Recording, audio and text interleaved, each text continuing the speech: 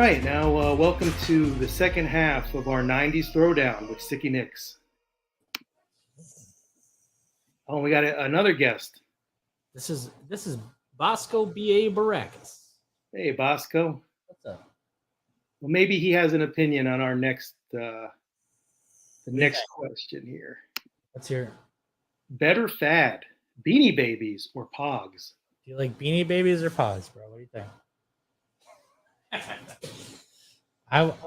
Beanie Babies or Pogs? Oh. All right, so I gotta ask you. You need to give me. Want me to go first again? No. I want some more context. Like when you say a better fad, what do you mean better? Like what did I enjoy more, or what was better financially, or like what?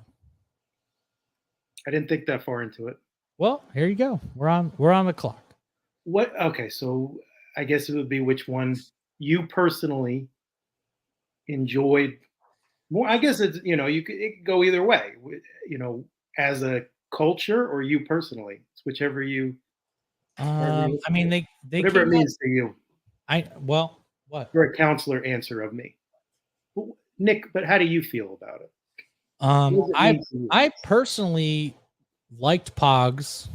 I actually bought Pogs. What they call them, slammers, when you had the little metal ones. Bam.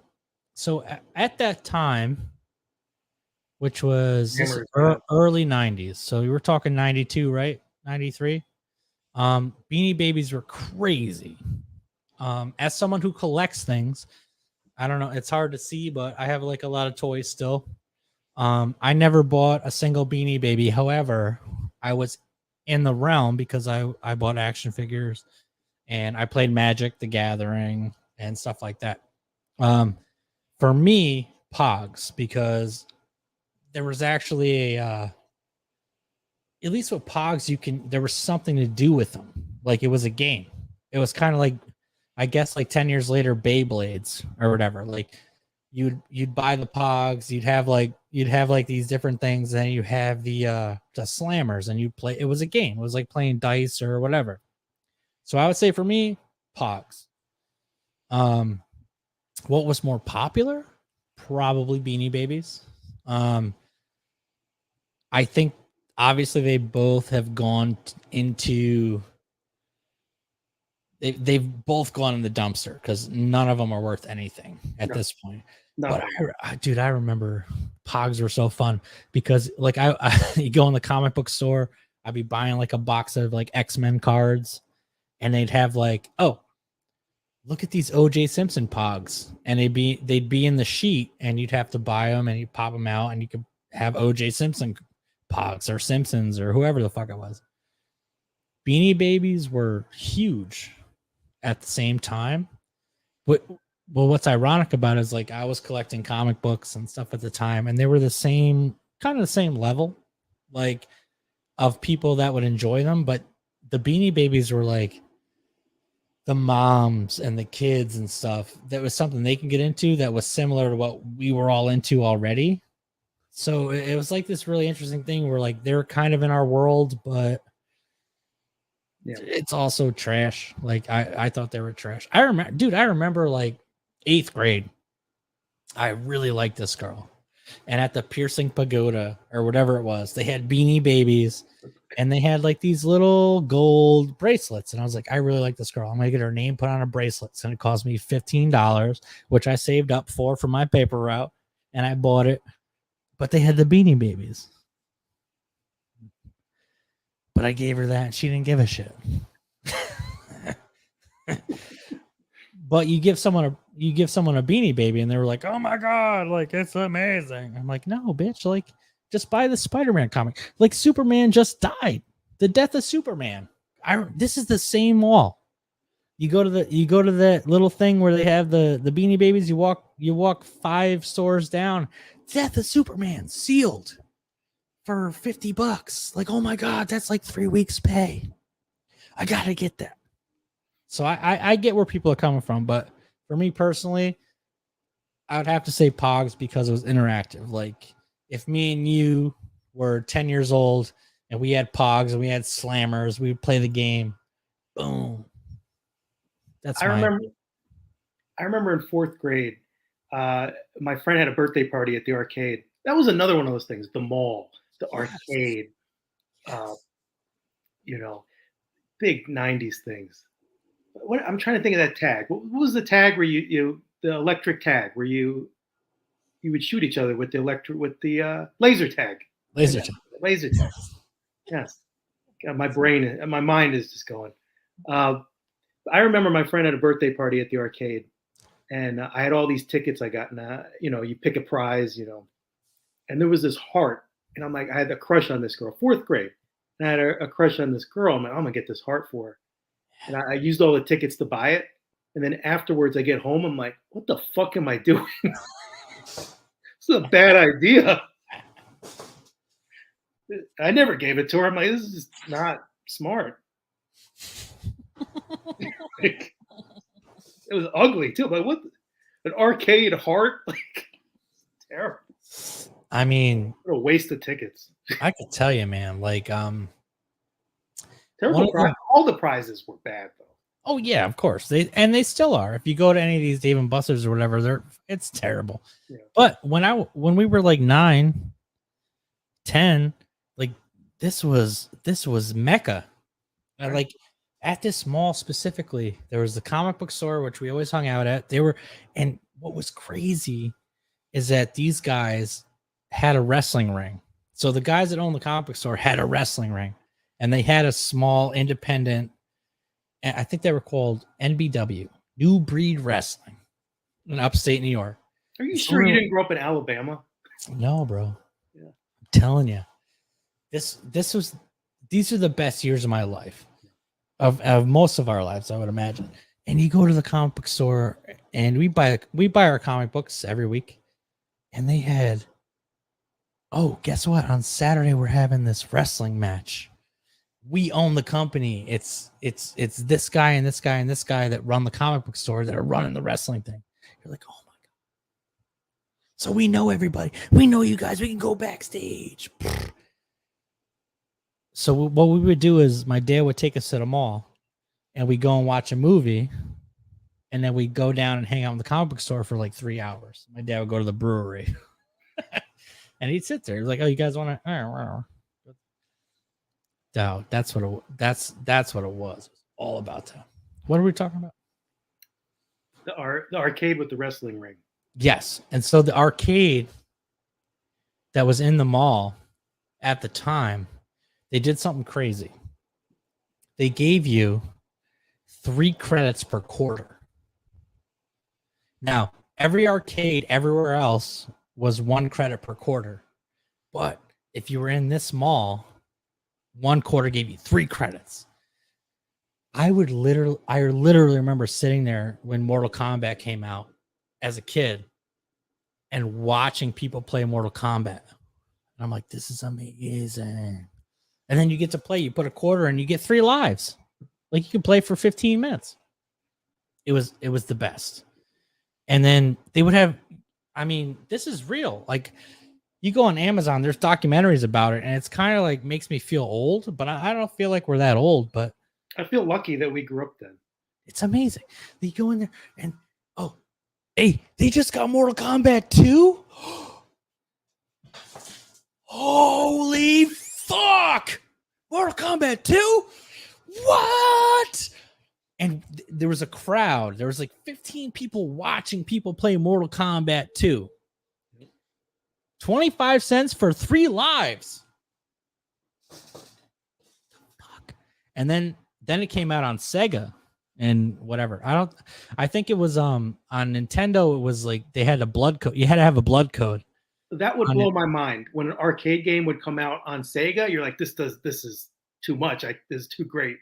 Dude, that's when it got wild. That's when it got weird, because the only time you could play those games was if you were in the mall.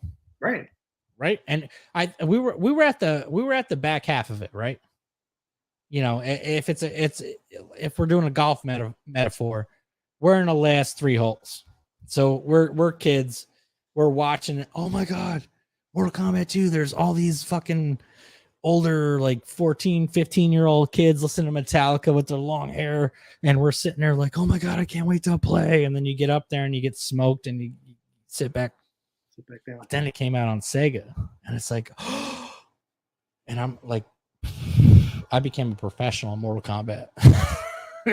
The game that blew my mind is when I saw Tekken for the first time. Yes. The graphics on that was like, it can't get better than this. I mean, 100%. You're totally nailing it. It's the same. Like, it was Tekken was next to it. Street Fighter 2 came out next to it. Like, that was like where you were at. Oh, dude. Street Fighter versus X-Men. That came out a little later, but yeah. That was another great one. Okay. I got one for you that you might, I don't know if you'd remember this. If you remember this, that would be very impressive to me. But I don't think it was that popular. The bowling alley. So I'm from Orange County, New York. Okay. We had old school bowling alley. Middletown Lanes is much nicer now. Back then, it was a real bowling alley. Smelled like smoke. Stained carpets. A real bowling alley. Oh, yeah. And the bowling alley they always had 2 arcade games. They couldn't have more than that. It was always that one little corner with 2 arcade games. Maybe one of them didn't even work. I love it. You know, but there was one game there that I thought was awesome. It was called, I think it was called Time Warriors or something like that. Time Killers. And you could cut off the limbs of the opponent. Yes. Yes.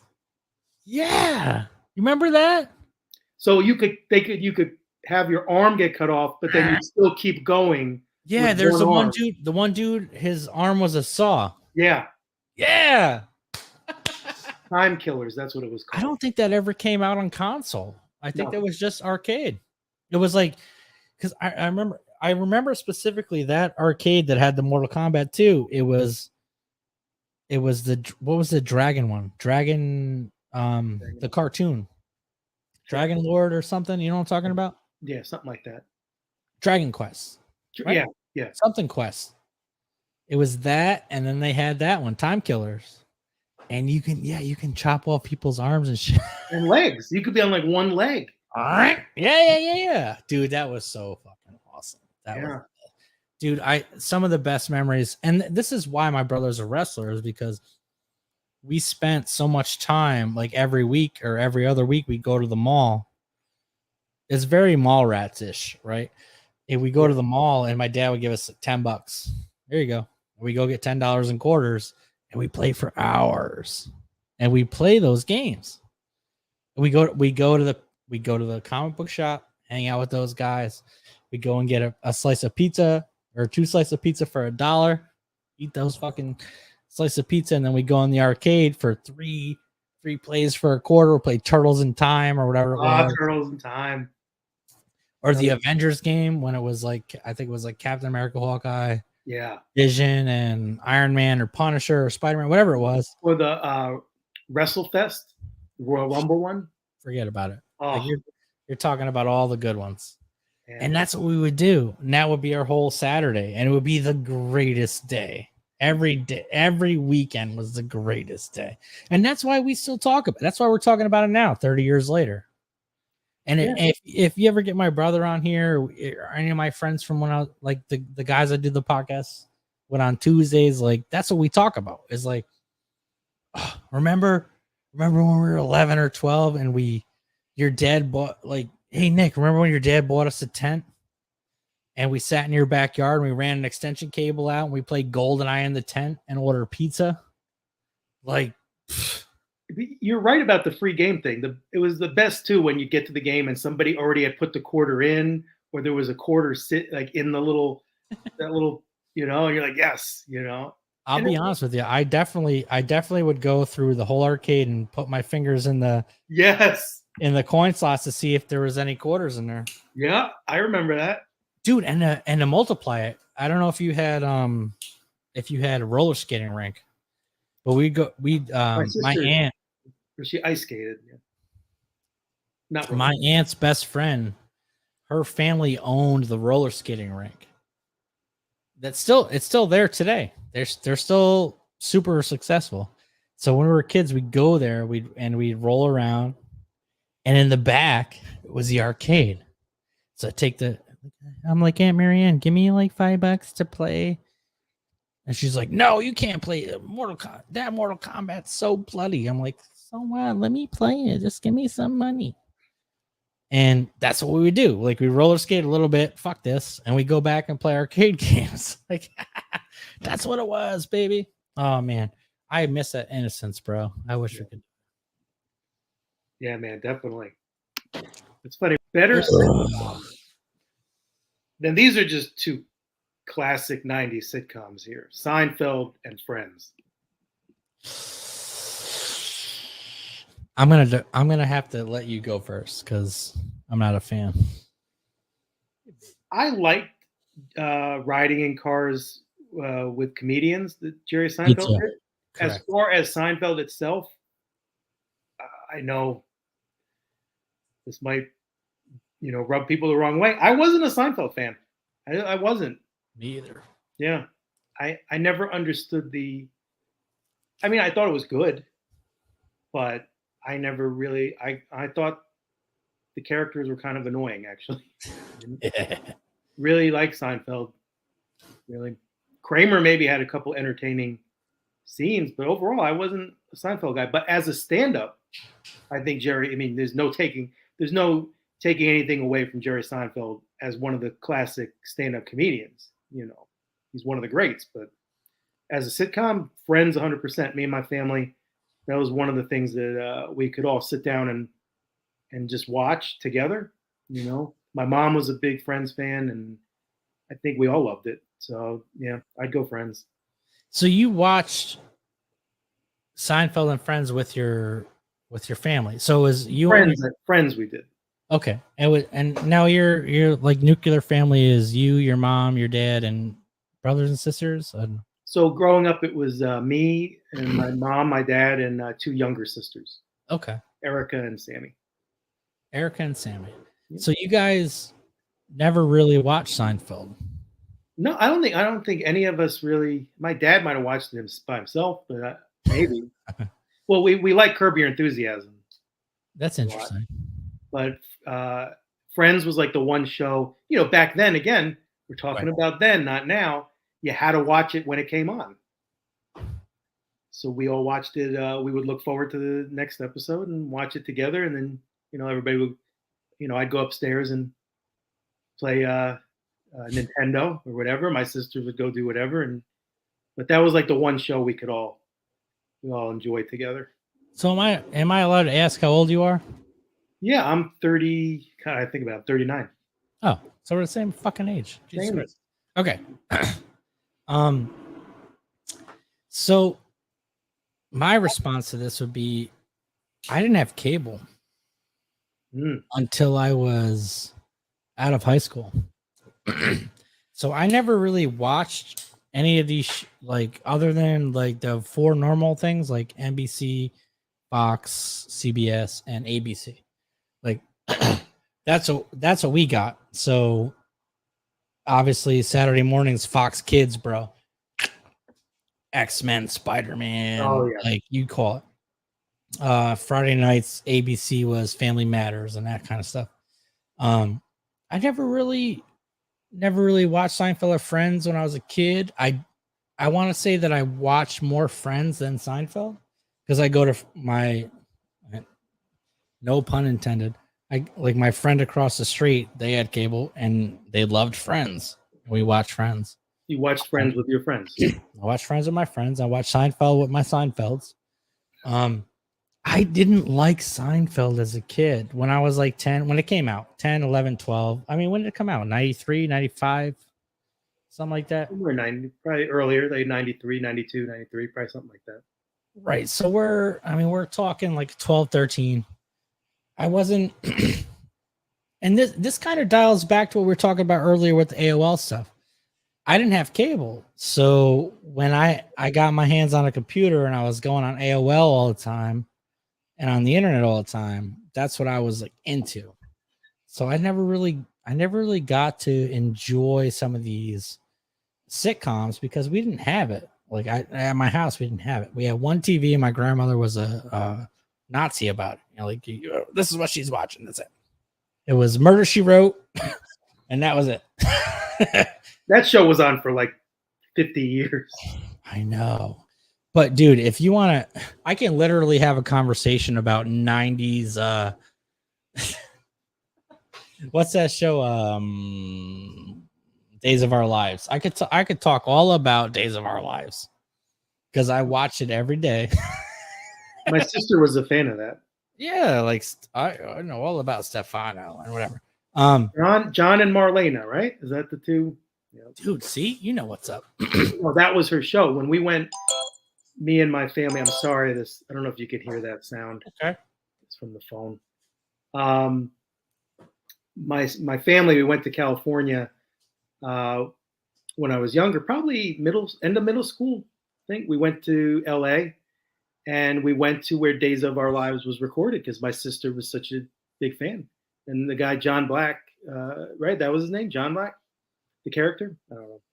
I think that's what it was. So he actually was driving like, the Marlena character woman, whoever plays her, came out in like a sports car, but then he came out in like old, not like a minivan, but one of those old like cars with like the back seat where it was like the back where you could sit in, but not like a full blown minivan.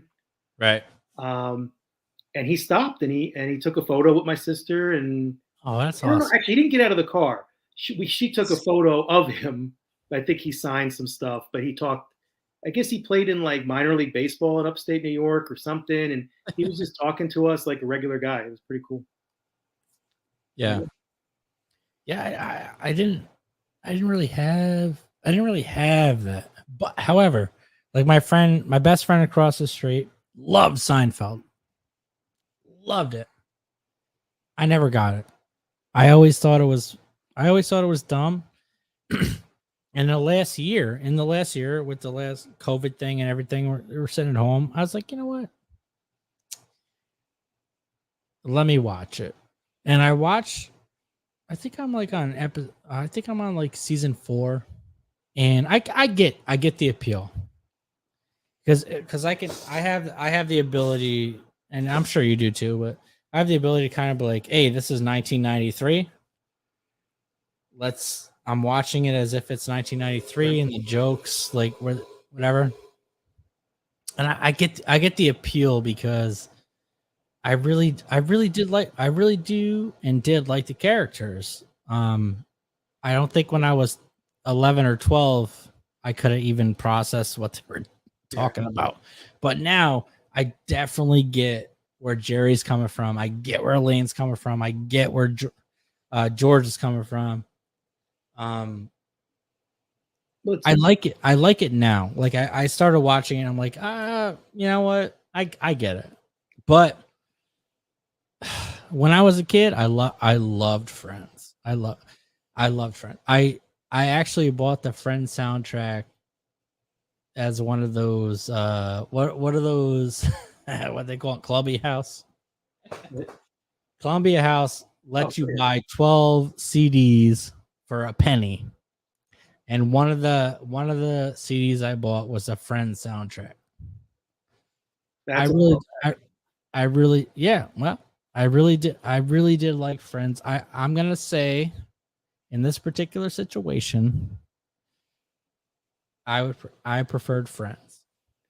You had mentioned now Seinfeld. You brought better singer Mariah Carey or Whitney Houston?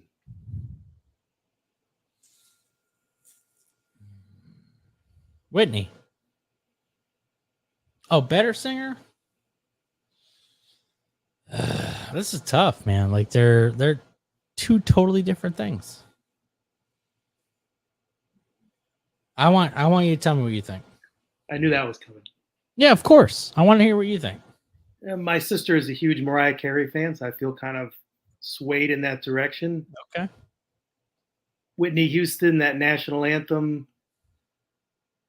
To sing the best national anthem that anyone's ever sang has to count for something here. So I'm going to actually defer on this one. I'm going to say it's a tie. Tie? Mariah Carey, in terms of like selling albums, I mean, she was just knocking out hits like it was nothing back in the Well, that 90s. well Not that that's Whitney Houston wasn't. well that's a that is part of what I've been saying for the last hour. Is like, what's the context? There isn't one. That's what I've been saying. It's whatever it means to you. I would say name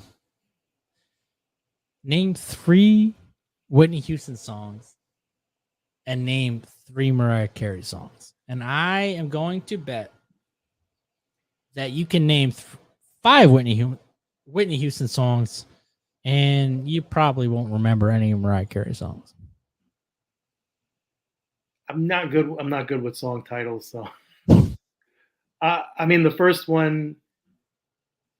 Let's see, Whitney Houston. Yeah, I'm not good with song titles. Yeah. Well, just sing them. No, I can't really. Can't do it. Not gonna do it. Not gonna do it. Not gonna do it. Chopping broccoli. I think I mean, technically Mariah Carey has like 7 octaves or something. Like something crazy. Like she has the greatest vocal range of literally anyone. However, I think Whitney Houston is way better, way more influential. I think if you hear her sing the song from The Bodyguard, And what song was that again? Her biggest one. neither one of us are good at. I'm just drunk. It's not a trivia show. No, she like Mariah Carey ain't shit compared to Whitney Houston. Let's be honest. Like, what is no? Like, it's not even a comparison. In terms of hits, I think Mariah Carey had the longest running hit until what was that song? God, I'm so bad with song titles, but just recently her song got passed. But she had the record for the longest running single for a long time. And that's great. Who cares? There was she had a lot of hits, a lot of albums she sold. I don't know. I mean, but she also sang a bunch of bullshit. But she never sang. If you really think about it, I'll always love you. Whitney Houston did have a drop off there. Where Mariah Carey didn't really have one through that decade. What are you talking about? Like what Mariah? When she started getting involved with Bobby Brown and all that stuff, I think Whitney Houston, there was a gap there in her career where she kind of dropped off there. Yeah, because she died. I'm saying before that. Before that. I'm not taking anything away from, like I said, I'm abstaining from this one. Well, I'll say that I can't think of one Mariah Carey song that's even on par with I'll Always Love You from The Bodyguard with Whitney Houston. That's fair. No, no, no, no. One more door. I don't want her. And that's not even the same song. It's just better. Better Company. Oh, Blockbuster, Ed Hardy, and then I added in Tap Out. I'm not even sure if that's a company.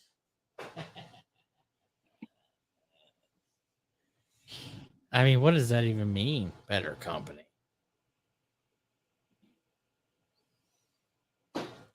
Better Company in what sense? I don't know. Well, those were big companies in the 90s, was Blockbuster and Ed Hardy. Tap Out was more like 2000s. I probably could have left that one out. It's okay. I had a lot of Tap Out shirts. That's why I added that one. Do you really? Not anymore, but that early 2000s, yeah. Oh God, you're the worst person. Yeah. Yeah. So I guess we can say Tap Out is at the bottom of the list. Yeah, because it wasn't truly 90s. Well, also that like a lot of people had those shirts but did not fight. So that's dumb. That's why I was a poser. Yeah. I didn't say it. I'm just saying. Yeah. I think It is what it is. I think I mean Blockbuster was amazing. Yeah, Ed Hardy's trash. Like you gotta go Blockbuster. that was like a 3 or 4 year thing maybe before the UFC really took off. There's not much more classic 90s than Blockbuster. Oh, Blockbuster should still be alive. I know. You know, I think Blockbuster is. I mean, they crushed it until they decided they didn't want to do streaming, and that's where they failed. Hopefully, neither of us will ever be in a company where we make a terrible decision because we have ego. And, I don't think we will. My friend Phil used to work at Blockbuster, and he was black. He used to call it Blackbuster. I don't know why, but it was funny to me. And I have sentimental memories to really any video store, really. Blockbuster, or even your local video store. I think we had Joe's Video. Really, any video store.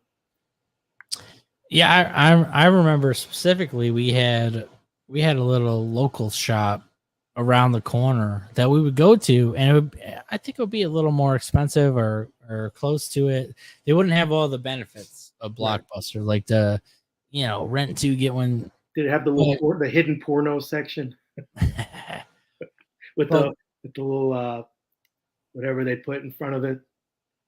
Yeah, but we would go there because we could, like, as kids, we could walk there, and they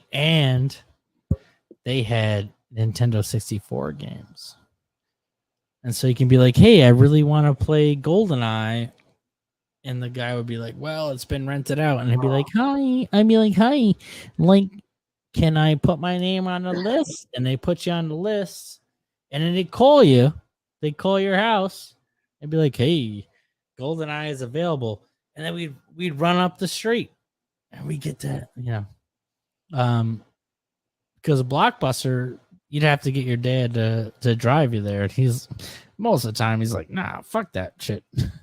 Like, you're getting pizza on a Friday night. I'm not driving you 5 miles to get a goddamn movie. In a nice way.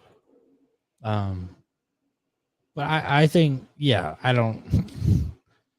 Ed Hardy and Tap Out is still corny to me. So I think Blockbuster is, they're amazing. I wish they would come back. I really think someone should bring it back. There's one left in Oregon, I think. That's right. Yeah. Oh, we should go, bro. We should go there and do like a vlog.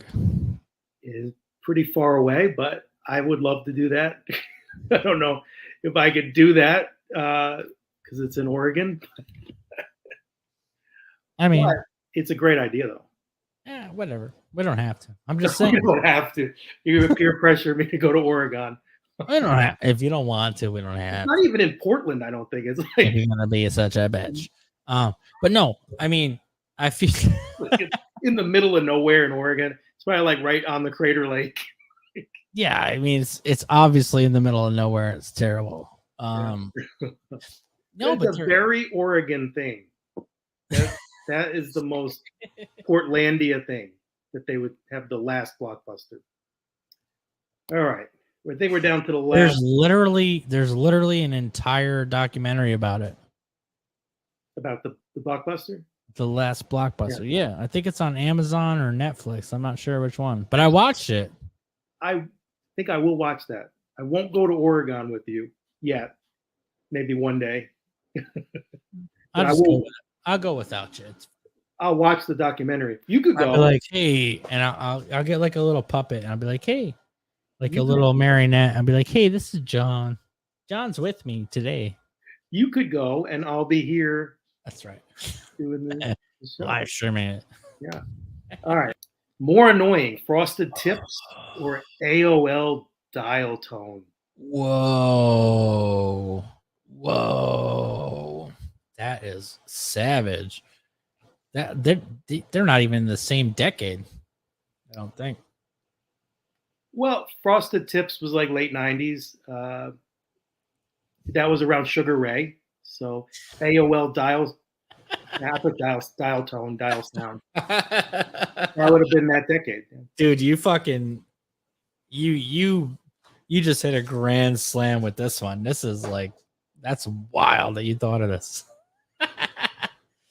What is more annoying? I honestly, frosted tips, because the AOL dial sound is something that I loved. It was like prepubescent, turned me on. I didn't know what being turned on was, but when it's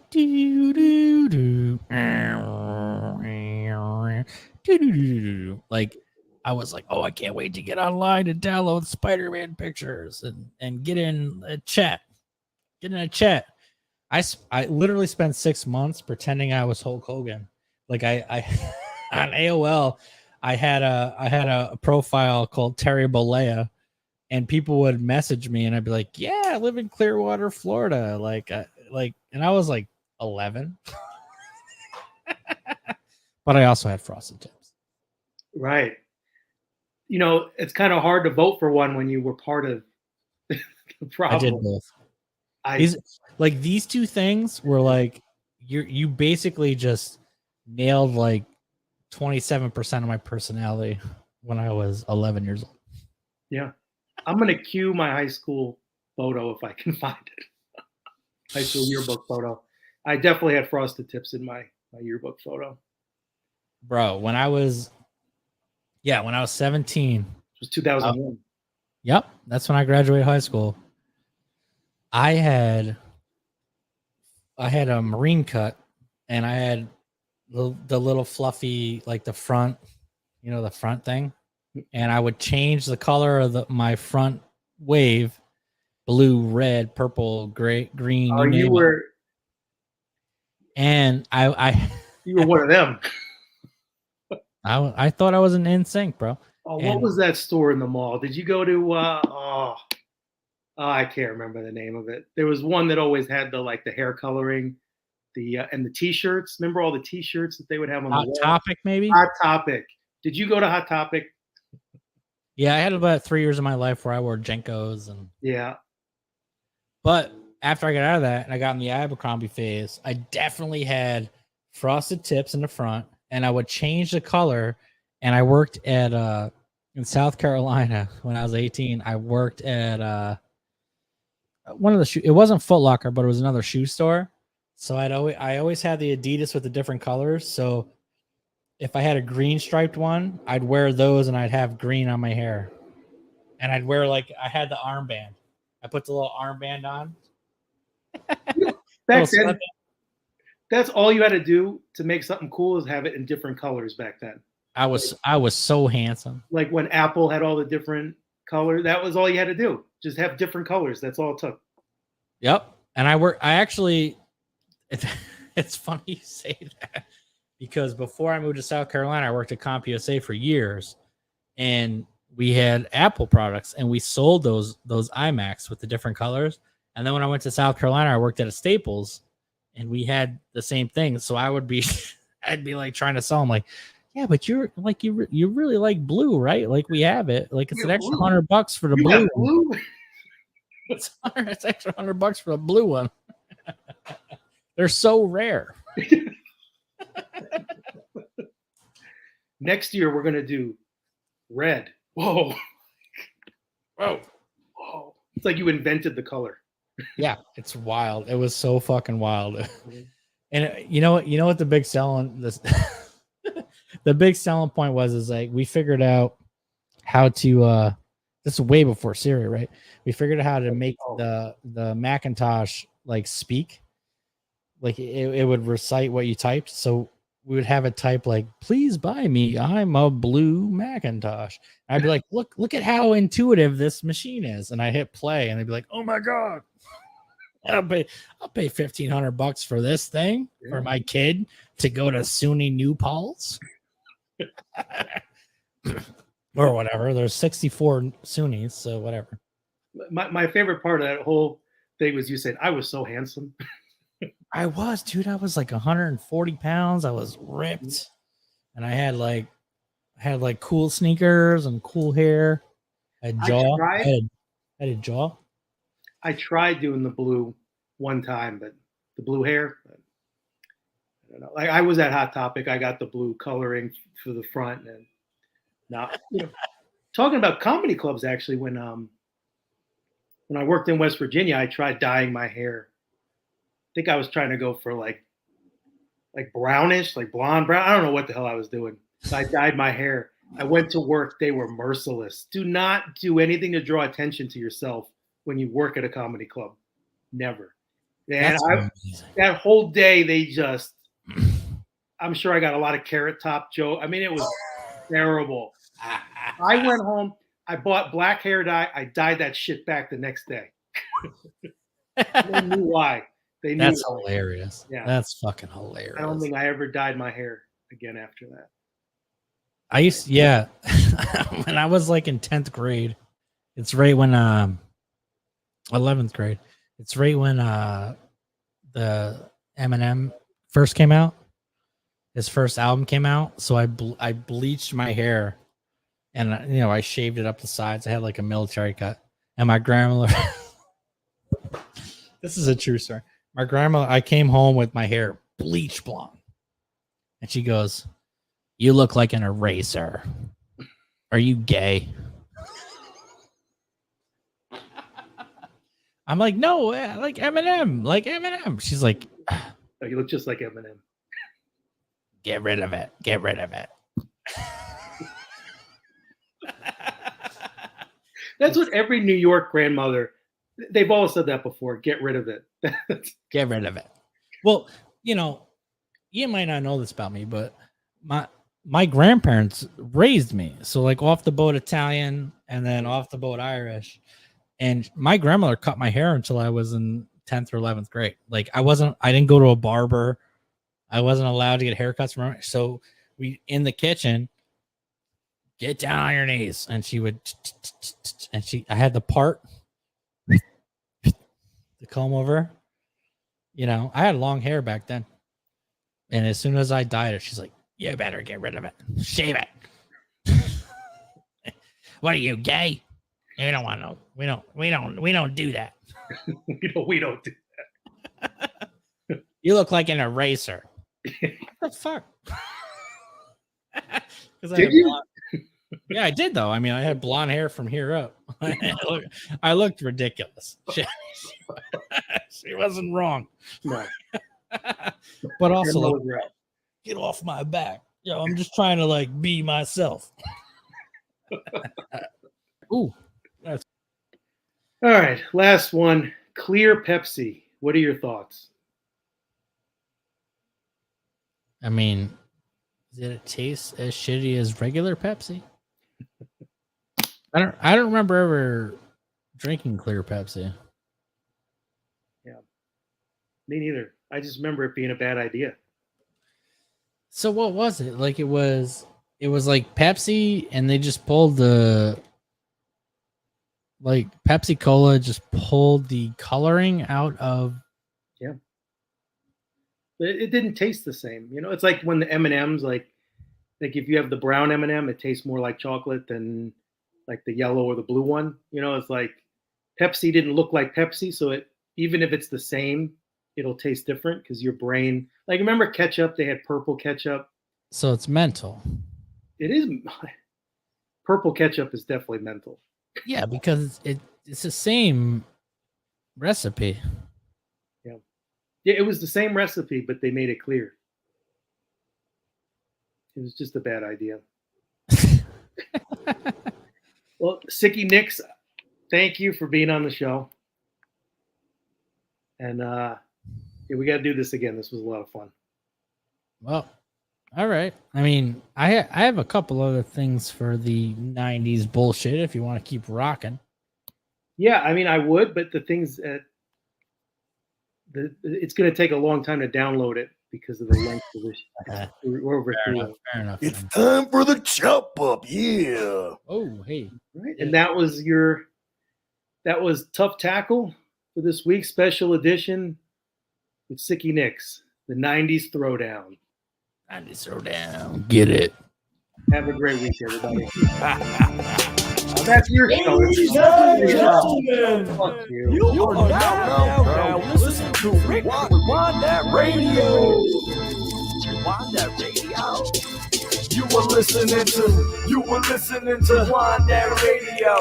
You were listening to Rewind That Radio. You were listening to Rewind That Radio. You were listening to Rewind That Radio.